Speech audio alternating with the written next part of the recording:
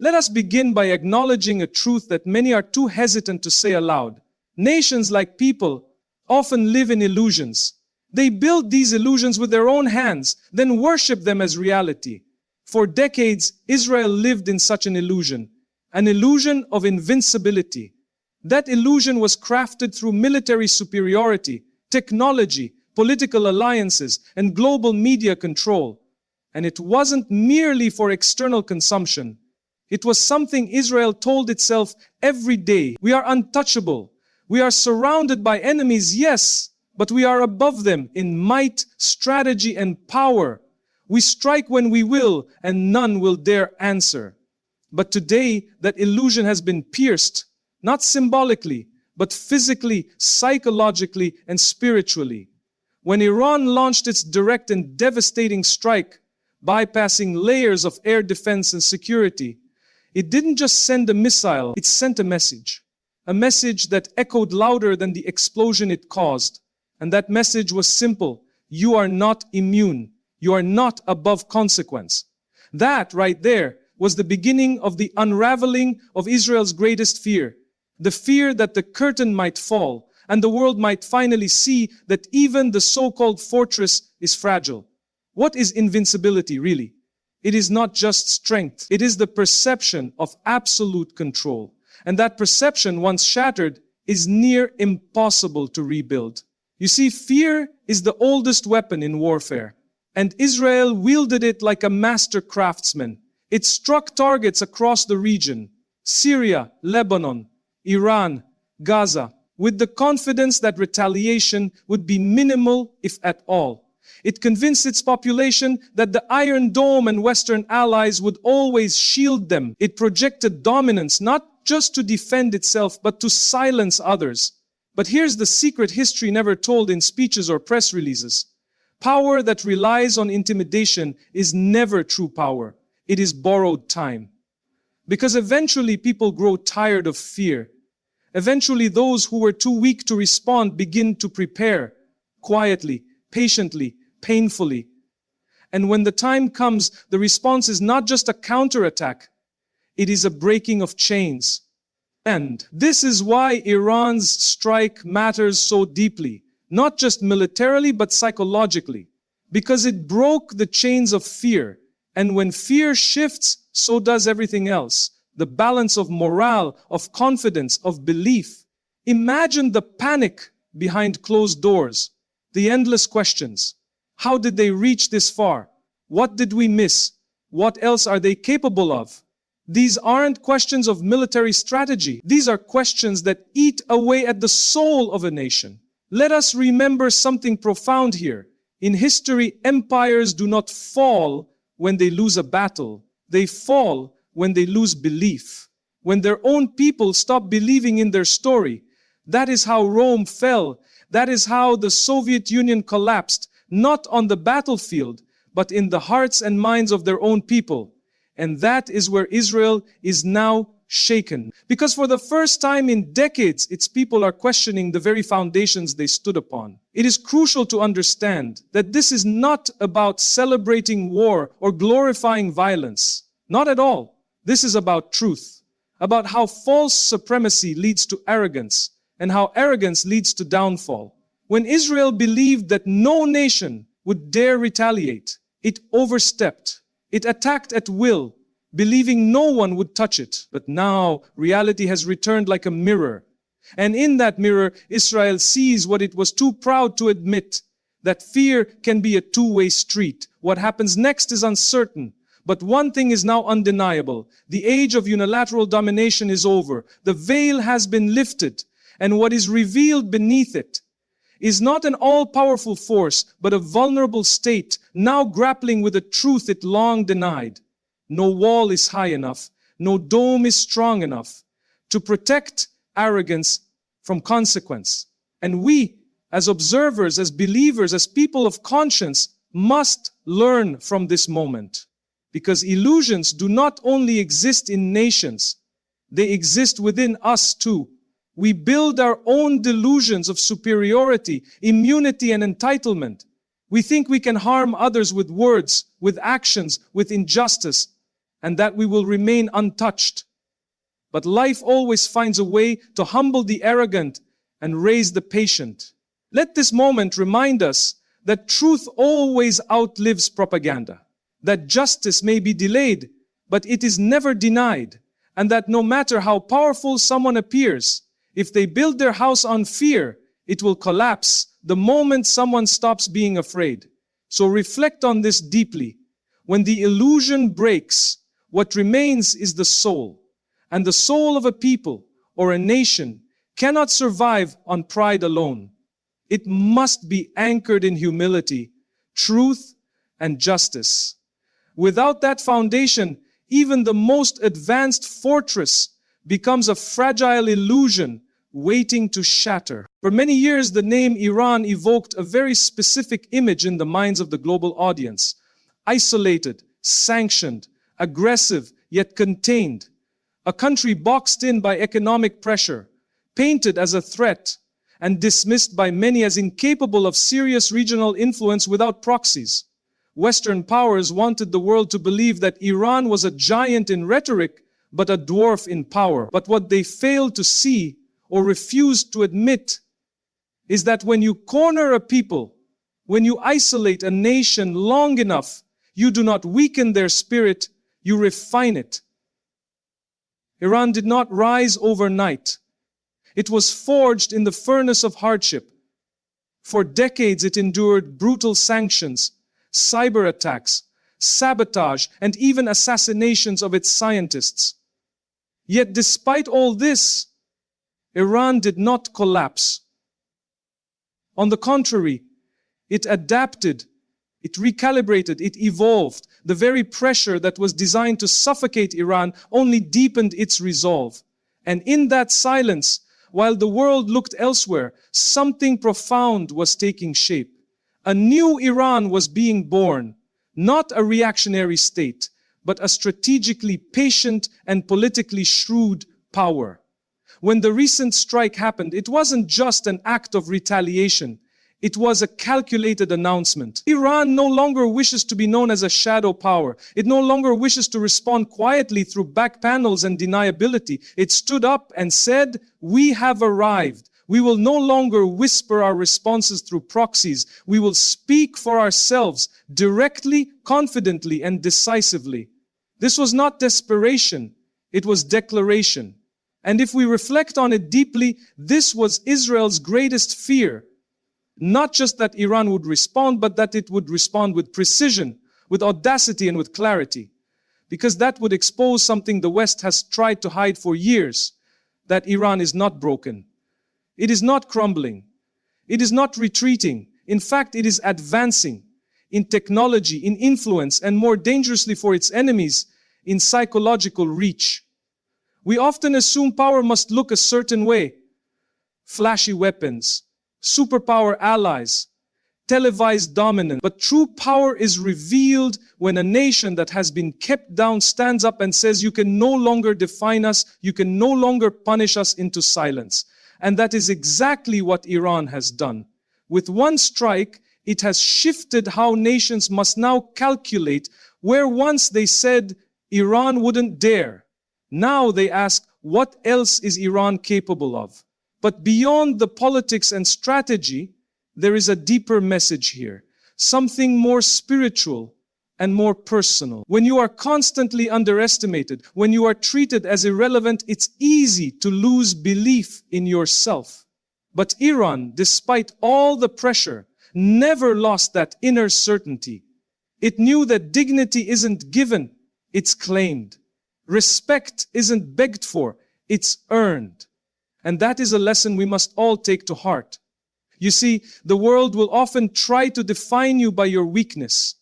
They will remind you of your past, your failures, your shortcomings. They will label you, limit you, and even laugh at you. But if you remain consistent, if you remain focused and rooted in purpose, there will come a day, maybe quietly, maybe dramatically, when you will turn and face your accuser, and they will no longer see the version of you they thought they knew.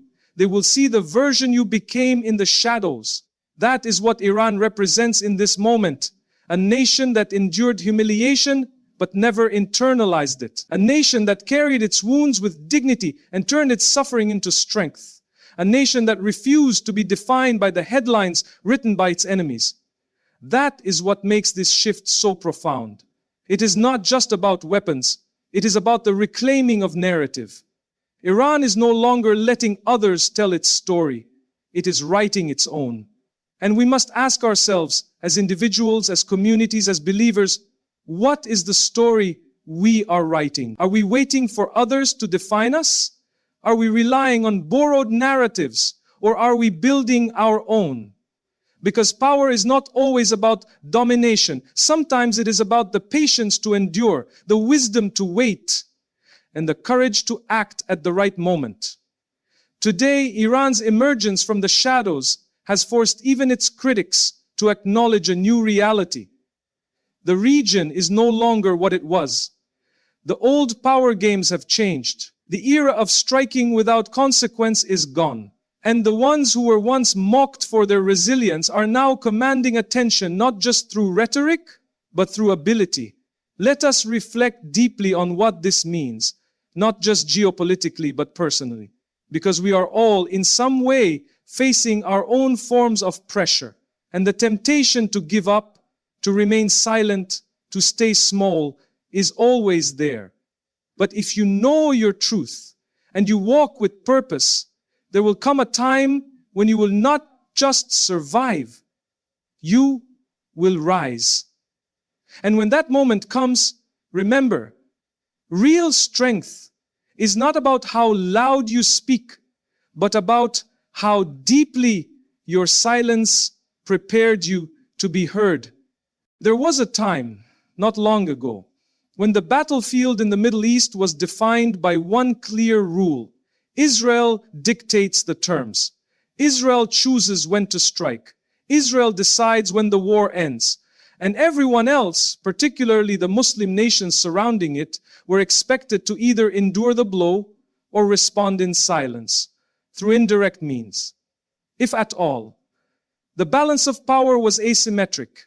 It leaned heavily in favor of one side, and that imbalance created not just political tension, but deep psychological submission. It's like being constantly told you're not allowed to fight back. If you do, the world will condemn you. If they attack you, it's called security. But if you respond, it's called terrorism. And for many years, that's exactly how it was. Precision strikes by Israel on Syria, on Lebanon, on Gaza, even on Iranian targets inside foreign countries, all went largely unanswered or responded to through deniable means. The region grew used to this rhythm. The dominant power sets the pace, the others dance around it. But now, something fundamental has shifted. The asymmetry is collapsing. Iran's direct and open retaliation against Israel, without a proxy, without apology, without fear, has sent shockwaves, not just through Tel Aviv, but through every capital watching in silence. And make no mistake, this wasn't just about military power. It was about courage. It was about dignity. And it was about restoring a sense of balance. Because balance, my brothers and sisters, is not just a political term. It's a spiritual principle. When one side believes it can harm with impunity, while the other cannot respond, that is not balance. That is tyranny dressed up in diplomacy. But Allah is not unjust. History is not one-sided. And those who patiently bear injustice often rise in ways the oppressor never expects. This is why Iran's response changed everything. Because it was not just about the missile. It was about the message. The message that we too will strike. We too will choose the timing, and we too will make you recalculate your actions. Suddenly, deterrence is not one-sided anymore. Suddenly, Israel must think before it acts, not just because of what the world might say, but because of what might come back in return. That is a new reality. That is a new world. You see, power unchecked becomes arrogance. Arrogance unchecked becomes blindness. And blindness, unchecked, leads to collapse. For years, Israel operated with this arrogance, not just militarily, but morally. It believed it could do what it wanted because it had backing, because it had technology, because it had control over media narratives. But the moment you believe you are untouchable is the moment you begin to lose touch with reality. And the same applies to people. When we think we can hurt others with no consequence, emotionally, financially, socially, we become blind to the eventual return. Because injustice doesn't disappear, it accumulates, like drops of water filling a vessel.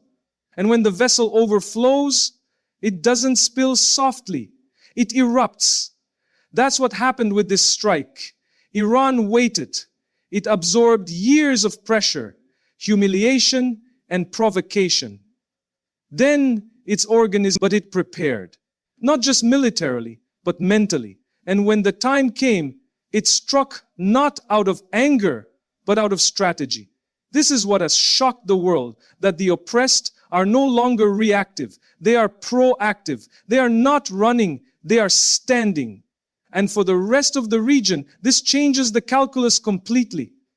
If Iran can strike back, why can't others demand dignity? If retaliation is now part of the equation, then perhaps restraint is no longer weakness, it is preparation. Israel's monopoly on fear has been broken. And that is what frightens it the most, not the damage itself, but the idea that it no longer controls the game. But let us not be foolish. This is not a celebration of war. It is a sobering reminder that injustice cannot rule forever. That every empire which built its dominance on the suffering of others eventually faces a moment where the tide turns. History is filled with examples. Pharaoh believed he was a god until the sea reminded him who truly controls power. Nations of arrogance rise and fall, but the oppressed, when they awaken, change the direction of history. We are witnessing that awakening now.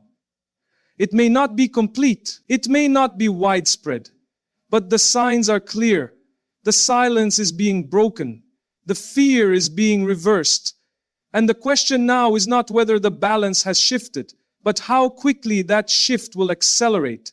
So ask yourself, are you part of that shift? Not on the battlefield, but in your heart, in your character, in your voice. Do you support truth, or do you remain silent in the face of oppression? Do you set a foot and see it through to the end, thus making silence there the norm, not under oppression? Do you recalibrate your own balance when you see arrogance around you? Because this is not just about countries. This is about every soul that seeks dignity and every voice that has been told to stay quiet. If there is one thing to remember today, it is this. Balance may be delayed, but it is never denied. And when it arrives, it restores not only justice, but hope. And in that hope, the oppressed find their strength, not just to survive, but to rise. There is a war more dangerous than the one fought with missiles and machines. It is the war of the mind, the battlefield of belief. And for decades, Israel did not merely win through weapons, it won by mastering that battlefield. It conquered through the cultivation of fear, not just fear of its strength, but fear of its retaliation, fear of its reach, fear of its silence.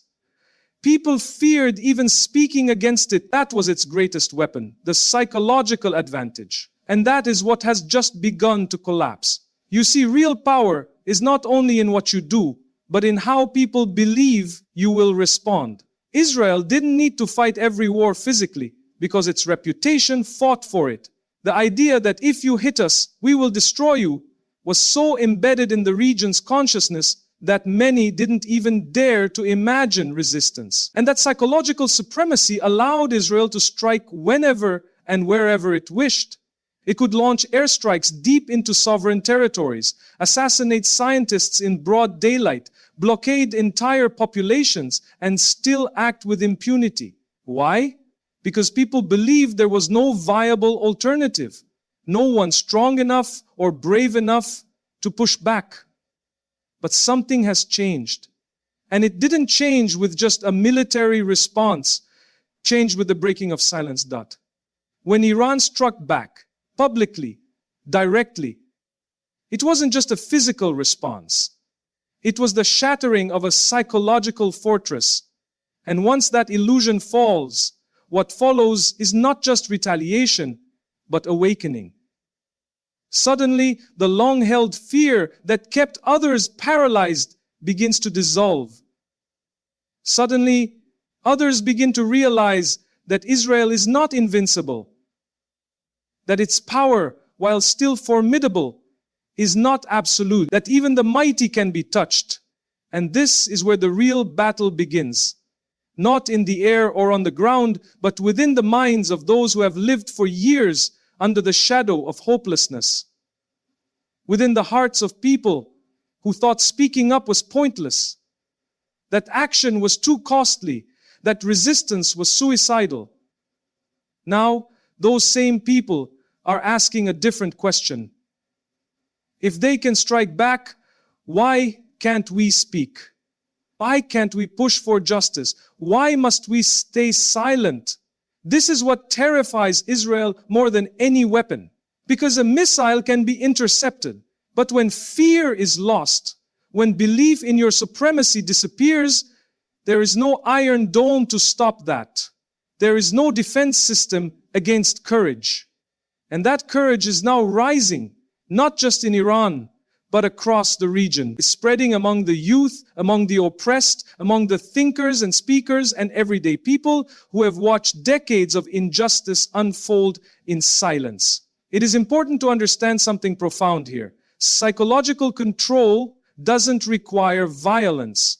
It just needs the victim to believe that their pain is permanent, that change is impossible, that no one will listen, and nothing will work. And so people adapt, they shrink, they tell themselves not to dream too big, not to speak too loudly, not to hope too deeply. That's how oppression works, not by chains around the body, but by chains around the mind. But when someone breaks that chain, when they rise and speak and act with dignity and fearlessness, it shakes the entire system. It reminds everyone that the greatest prison is the one we build inside ourselves. And the key to that prison is truth. Not anger, not vengeance, just truth.